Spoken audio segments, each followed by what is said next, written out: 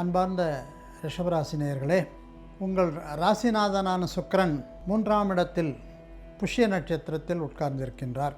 கிருத்திகை நட்சத்திரம் 2, 3, 4 பாதங்கள், ரோகிணி நட்சத்திரம் 4 பாதங்கள், மிருகசீஷம் 2, 3 ஆகிய பாதங்களை கொண்ட கம்பீர தோற்றத்தை கொண்ட ரிஷபராசி நேயர்களே, உங்களுக்கு இம்மாதம் சிறப்பான பலன்களை அளிக்க குரு, சனி மற்றும் சூரியனும் காத்து கொண்டு இருக்கிறார்கள்.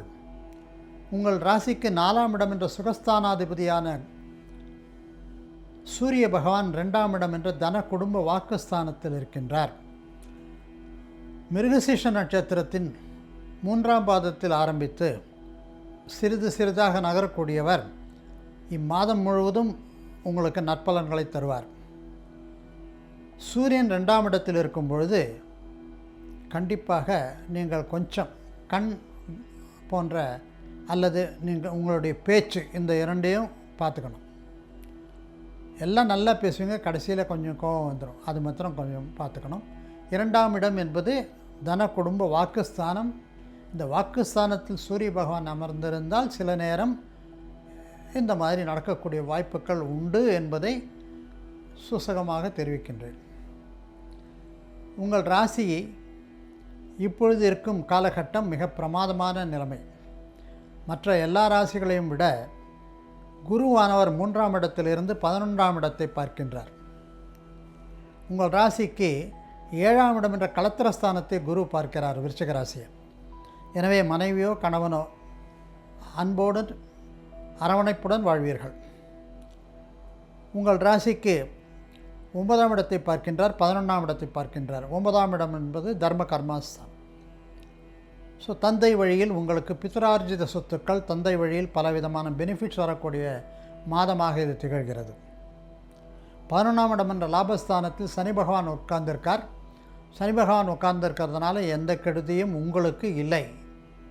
அதுவும் இம்மாதம் பெயர்ச்சி அடைந்த குரு தன்னுடைய ஸ்பெஷல் பார்வையான 9ஆம் பார்வையாக சனியை பார்க்கும் காரணத்தினால் தனக்காரகன் சனியை பார்க்கதால் பித்ரார்ஜித சொத்துக்கள் வருவதனால் அதை ஒரு நல்ல ஷேப் பண்ணுவீங்க.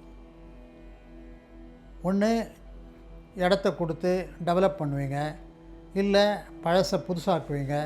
இந்த மாதிரி ஏதாவது ஒரு நல்ல காரியம் நடக்கும். 11ஆம் இடம் என்பது மூத்த சகோதரஸ்தானம்.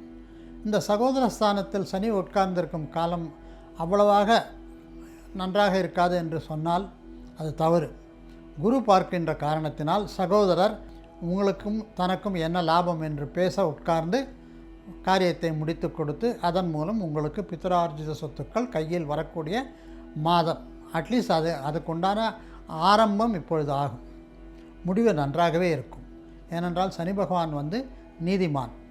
அதை தனக்காரகன் பார்க்கின்ற காரணத்தினால் நல்லதே நடக்கும். எந்த வழக்கும் உங்களுக்கு ஃபேவரபுளாக முடியக்கூடிய வாய்ப்புகள் உண்டு.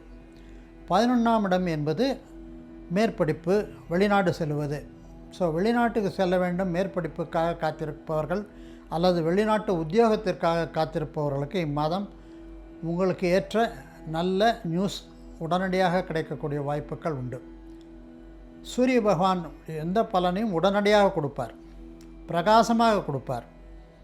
அதை குரு பகவானும் அது சேர்ந்து செய்யக்கூடிய காரணத்தினால் 11ஆம் இடம் லாபஸ்தானம் என்பதால் நீங்கள் செல்லும் உத்தியோகம் உங்களுக்கு லாபகரமாக இருக்கும்.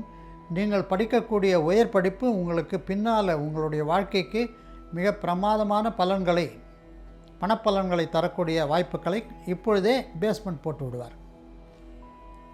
பெண்களுக்கு இது மிகச்சிறப்பான ஒரு மாதம்.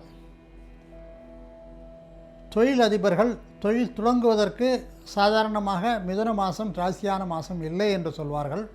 ஆனி மாதத்தில் எதுவும் செய்ய மாட்டேன் அப்படின்னு சொல்லுவாங்க. அது உங்களுக்கு இல்லை. நீங்கள் தைரியமாக செய்யலாம். உங்களுக்கு நன்றாகவே இருக்கின்றது. அதை பற்றிய கவலை உங்களுக்கு வேண்டியதே இல்லை. சிறப்பாக இருக்கக்கூடிய ராகுவானவர் உங்களுக்கு 10ஆம் இடத்தில் அமர்ந்திருக்கிறார்.